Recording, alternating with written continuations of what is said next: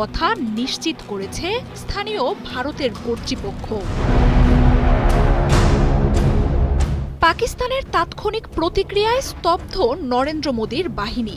সীমান্তে পাহারায় থাকা ভারতীয় বাহিনীর 5টি বিমানকে ধ্বংস করে দিয়েছে পাক সেনারা। ফ্রান্স ও রাশিয়ার তৈরি মিলিয়ন ডলারের যুদ্ধ বিমান ও ড্রোন হারিয়েছেন নরেন্দ্র মোদী। পাকিস্তানের আকাশসীমায় থেকেই এসব যুদ্ধ বিমান ভূপাতিত করা হয়েছে। এর মধ্যেই পাকিস্তানি বাহিনী জানিয়েছে, পাল্টা হামলায় ভারতকে যোগ্য জবাব দেয়া হবে। বলছে, শহীদ হতে ভয় পায় না পাক সেনারা।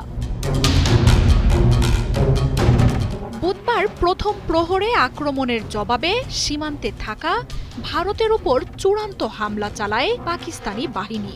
কয়েক ঘন্টার ব্যবধানে ভূপাতিত হয় অন্তত 5টি যুদ্ধ বিমান, যার মধ্যে ফ্রান্সের তৈরি